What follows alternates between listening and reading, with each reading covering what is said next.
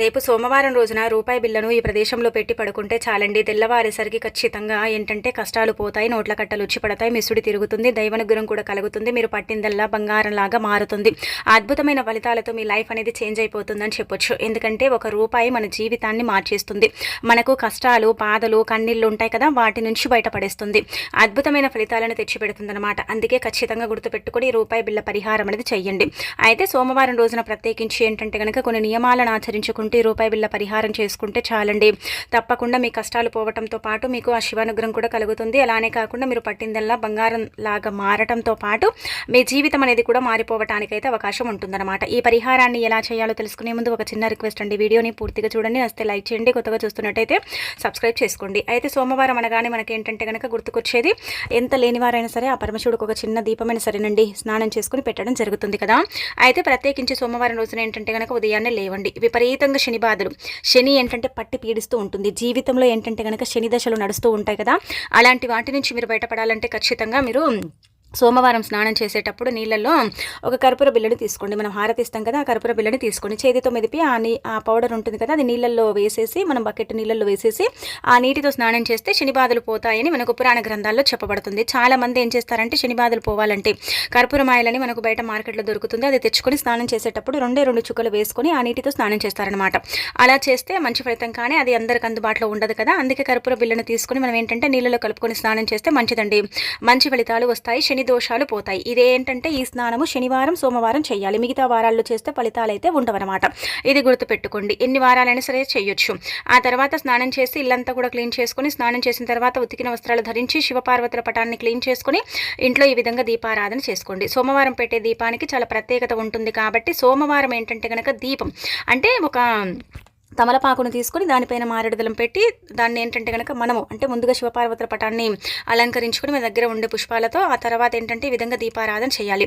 డైరెక్ట్గా మారేడుదలం మీదనే మనం దీపం పెట్టలేం కదా, అందుకే తమలపాకు మీద మారేడుదలం పెట్టి దానిపైన ప్రమిదను పెట్టి దీపం వెలిగించి అనంతరం వచ్చేసి ఏంటంటే కష్టాలు పోవాలంటే లవంగాన్ని తీసుకోవాలి, పువ్వు ఉండాలి. లవంగానికి పువ్వు ఉంటే మంచిదనమాట. కష్టాలను తీర్చడానికి లవంగం అనేది ఉపయోగపడుతుంది కాబట్టి పువ్వు ఉండేలాగా చూసేసుకొని ఇంకా తర్వాత ఏంటంటే కనుక చేతిలో పట్టుకొని సంకల్పం చెప్పుకోండి. కష్టాలు పోవాలి, కష్టాల కూబిలో నుంచి మేము బయటపడాలి, కష్టాలనేవి మా జీవితంలో రాకుండా ఉండాలి అని సంకల్పం చెప్పుకొని దీపంలో వేసేసి, దీపం అంటే వెలుగుతున్న దీపంలో వేసేసి వదిలేయండి. ఇంకా తర్వాత దీపం కొండెక్కిన తర్వాత ఆ లవంగాన్ని తీసేసి ఏదైనా ఒక చెట్టు మొదట్లో వేస్తే చాలండి, మీ జీవితం అనేది ఖచ్చితంగా మారిపోతుంది, మీ సుడి తిరుగుతుందన్నమాట. మీ లైఫ్ అనేది చేంజ్ అయిపోవటం అనేది జరుగుతుంది. కాబట్టి ఆచరించండి. ఒక్కసారికి ఏం పెద్దగా ఫలితం రాదు, 5 వారాల పాటు చేయాలి కంటిన్యూగా, అలాంటప్పుడే ఫలితం వస్తుంది. రెండోది ఏంటంటే కనుక ధన సమస్య ఎంత ఇబ్బంది పెడుతుందంటే కనుక ధనం లేక నరకం చూస్తూ ఉంటాం. ఎంత సంపాదించుకున్నా కానీ రూపాయి కూడా మిగలదు కదా. అలాంటి వాళ్ళు ఏంటంటే మీరు ముఖ్యంగా రూపాయి బిళ్ళను వేసి దీపం పెట్టొచ్చు. వెలుగుతున్న దీపంలో ఒక రూపాయిని తీసుకొని ధన ద్వారాలు తెచ్చుకోవాలి, ధనం రావాలి, ఐశ్వర్యం కలగాలి, మనకు దైవానుగ్రహం కూడా కలగాలని సంకల్పం చెప్పుకొని దీపంలో వేసేసి ఏంటంటే కనుక చక్కగా దీపం వెలిగించవచ్చు. వెలుగుతున్న దీపంలో కూడా రూపాయి బిళ్ళను వేయొచ్చు. అయితే చాలా మందికి కూడా సందేహాలు ఉంటాయి, రూపాయి బిళ్ళను వేసి అసలు దీపం పెడతారా అంటే కొన్ని పదార్థాలను వేసి దీపం పెట్టడం వల్ల మంచి జరుగుతుందండి.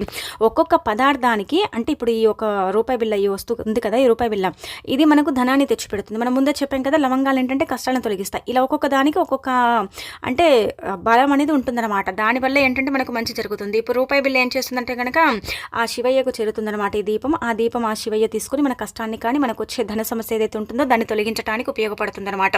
అందుకే ఇలా మీరు దీపం కొండెక్కిన తర్వాత ఆ రూపాయి బిళ్ళను తీసి ఒక క్లాత్ సహాయంతో తుడిచి దాన్ని ఏంటంటే ఎవరికైనా సరే పేదవారికి దానం చేయండి. అది దానం చేయాలి, ఆ రూపాయి బిళ్ళని మనం పెట్టుకోకూడదు, దాన్ని దానం చేస్తేనే మంచిదన్నమాట. మంచి ఫలితాలు అయితే ఉంటాయి కాబట్టి తప్పనిసరిగా ఇలా ప్రయత్నించండి. ఆ తర్వాత ఇంకొకటి ఏంటంటే ఈ దీపం కూడా అండి, అంటే మీకు ఏ కష్టమైతే ఉంటుందో ఏ సమస్య ఉంటుందో దానికి తగ్గట్టుగా చేసుకోండి, అన్నీ చేయమని చెప్పట్లేదనమాట. ఇక యాలకాయని వేసి దీపం పెడితే ఏంటంటే దైవానుగ్రహం కలుగుతుందన్నమాట. దేవుడి యొక్క అనుగ్రహం లేదు అని బాధపడతారు కొంతమంది. ఏంటంటే ఎన్ని నోములు, వ్రతాలు, పూజలు చేసినా కానీ భగవంతుడి యొక్క అనుగ్రహం కలగదు కదండి, చాలా ఇబ్బందులు పడిపోతూ ఉంటారు కదా. అయితే అలాంటి వాళ్ళు ఏంటంటే కనుక యాలకాయని వేసి దీపం పెట్టినా మంచి ఫలితాలు అయితే ఉంటాయి. ఆ ఫలితాలతో మీ జీవితం అనేది మారిపోతుంది కాబట్టి ఆచరించుకోండి. అన్ని కలిపి వేసి దీపం అయితే పెట్టకూడదు.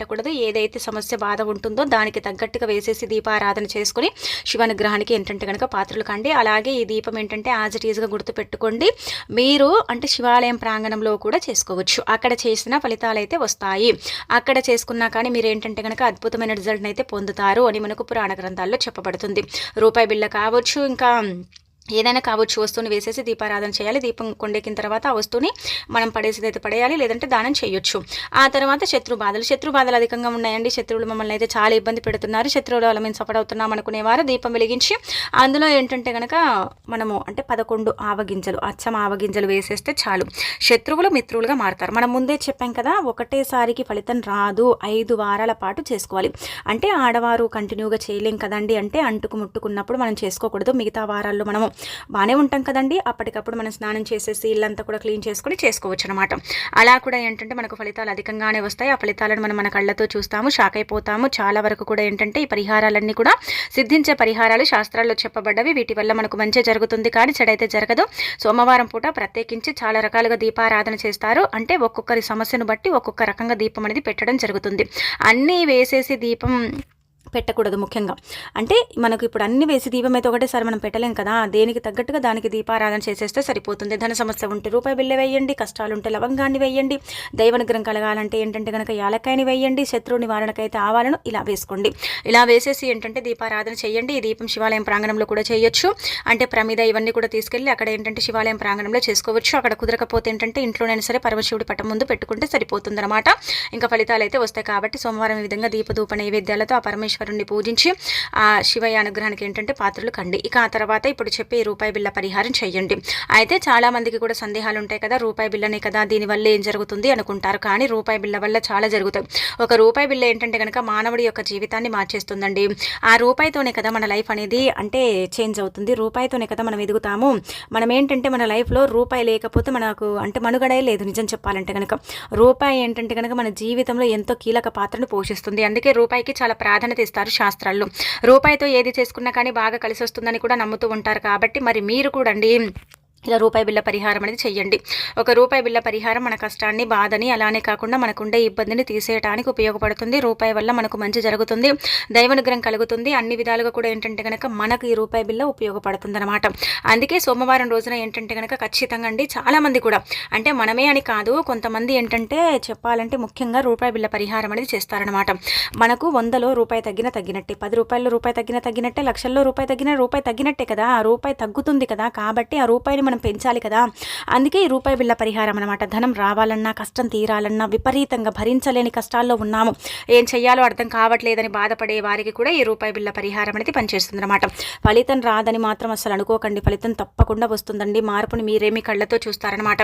మీరే ఏంటంటే చూసేసి షాక్ అయిపోతారని చెప్పొచ్చు. కాబట్టి రాత్రి పడుకునేటప్పుడు రూపాయి బిళ్ళను తీసుకోండి. ఆడవారు మగవారు ఎవరైనా ఈ పరిహారం చేయొచ్చు. ఎవరు చేసినా కానీ ఫలితాలు అయితే 100% వస్తాయి. కాబట్టి రూపాయి బిళ్ళని తీసుకున్న తర్వాత ఆడవారైతే కుడి చేతిలో, మగవారైతే ఎడమ చేతిలో పట్టుకోవాలి. మనకి ఇది మనం చెప్పేది కాదు, పరిహార శాస్త్రంలో ఉంది. కాబట్టి ఇలా చేతిలో పట్టుకోండి. మీకుండే అంటే భరించలేని కష్టాలు, సమస్యలు ఉన్నాయి కదా, వాటి గురించి చెప్పుకోండి. ఏవైనా పర్వాలేదు, భరించలేని కష్టాలు, సమస్యలు ఉన్నాయి కదా, వాటి గురించి ఏంటంటే కనుక చెప్పుకొని తల చుట్టూతో 3 సార్లు తిప్పి వాటిని ఏంటంటే ఆ రూపాయి బిల్లు ఉంది కదా దిండి కింద పెట్టి పడుకోండి.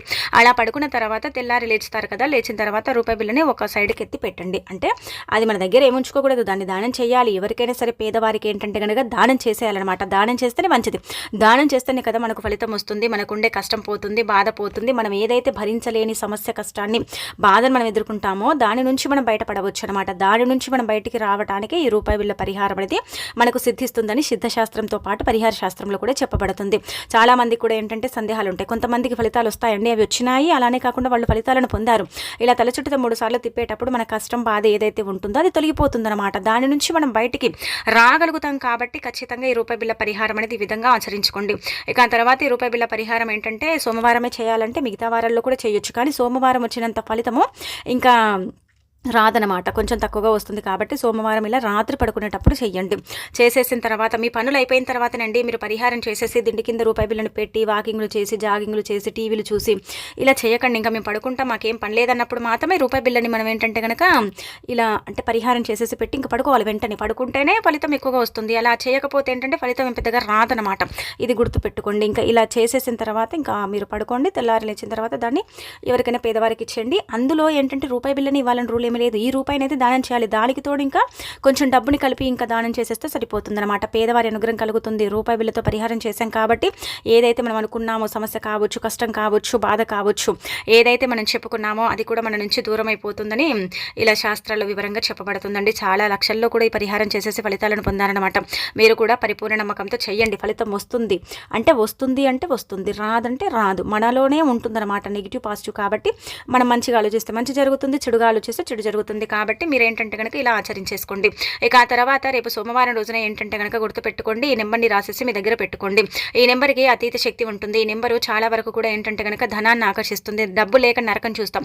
రూపాయి అయినా పుడుతుందండి. ఎవ్వరు కూడా మన ఇవ్వరు, నమ్మరు కదా. అలాంటి వాళ్ళకి ఈ నెంబరు అంటే 555 888 777 అనే నెంబర్ ఏంటంటే కనుక చాలా శక్తివంతమైనది. అంటే ఇందులో ఒక రకంగా చెప్పాలంటే అంకెశాస్త్ర ప్రకారం మనం చూసుకుంటే పరమశివుడికి ఇష్టమైన నెంబరు, అలానే కాకుండా ఏంటంటే కనుక లక్ష్మీదేవికి ఇష్టమైన నెంబరు, విశ్వానికి ఎంతో అత్యంత శక్తివంతమైన నెంబర్ అనమాట. ఇలా ఈ నెంబర్ని రాసేసి మన దగ్గర పెట్టుకొని మనకు ఎంత డబ్బు కావాలో మనసులో అనుకుంటే, అంటే లక్షల్లో కోట్లలో కాదండి, అంటే వేలల్లో కూడా కాదు, మనకు ఈ రోజుకి ఇంత డబ్బు మేము సంపాదించాలి, ఈ రోజుకు మేము ఇంత డబ్బు లాభ పొందాలి, ఈ రోజు మా లైఫ్ ఇలా ఉండాలి అని మనం గనక అనుకుంటే ఖచ్చితంగా అది జరిగి తీరుతుంది అనమాట. తప్పకుండా అది జరిగి తీరుతుంది. అదేంటంటే కనుక మనమే మన కళ్ళతో చూస్తామన్నమాట. నెంబర్కి అంతటి శక్తి ఉంటుంది. మనం ఏంటంటే నెంబరే కదా, దానివల్ల ఏం జరుగుతుంది అంటారు, కానీ ఆ అంకెలు మానవుడి యొక్క లైఫ్లో కీలక పాత్రను పోషిస్తాయన్నమాట. ఆ సంఖ్యలు ఏవైతే ఉంటాయో, ఇప్పుడు 5 8 7 ఉంది కదా, ఇదేంటంటే కనుక ఒక రకంగా చెప్పాలంటే విశ్వం అంటే న్యూమరాలజీ ఉంటుంది కదా, న్యూమరాలజీ ప్రకారం ఏంటంటే కనుక అంఖ్యాశాస్త్రాన్ని బట్టి ఈ నెంబర్స్ ఏంటంటే అదృష్టాన్ని, ఐశ్వర్యాన్ని, ధనాన్ని ఆకర్షించడానికి ఉపయోగిస్తారనమాట. చాలా మందిని కూడా మనం గమనించుకుంటే ఏంటంటే కనుక లక్కీ నెంబర్స్గా పెట్టుకుంటారు. కొంతమంది 555 పెట్టుకుంటే, కొంతమంది 888 పెట్టుకుంటారు. 777 అంటే ఏంటంటే కనుక ఆంజనేయ స్వామిగా పరిగణిస్తారు. అలానే కాకుండా లక్ష్మీ నరసింహ స్వామిగా కూడా పరిగణించడం జరుగుతుందన్నమాట. ఇలా ఒక్కొక్క దైవానికి ఒక్కొక్క నెంబర్ అంకితం చేయబడ్డప్పుడు ఆ నెంబర్స్ ఏంటంటే కనుక దైవానుగ్రహాన్ని కలిగిస్తాయి కదా.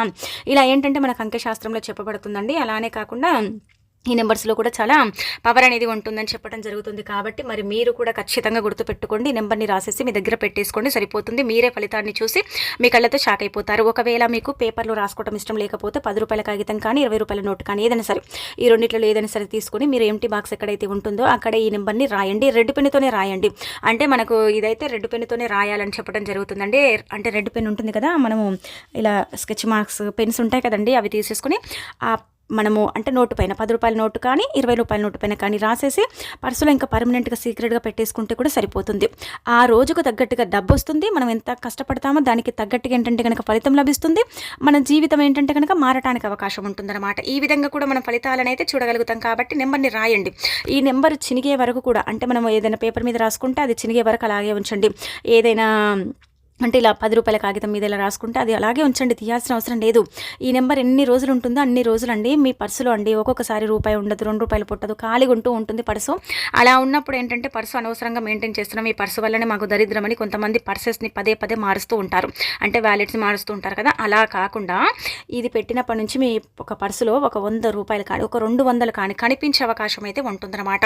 మీరే ఏంటంటే షాక్ అయిపోతారండి. మీరు ఇంకా ప్రయత్నించండి, ఇంకా తిరుగుండదనమాట. మీరు ఇంకా నమ్మకంతో చేసుకోండి, ఖచ్చితంగా మార్పు అనేది ఉంటుంది. ఎన్ని రోజులైనా సరే పెట్టొచ్చు, ఎన్ని రోజులైనా సరే మన దగ్గర ఉంచేసుకోవచ్చు అనమాట అండి. ఇంకా మనకు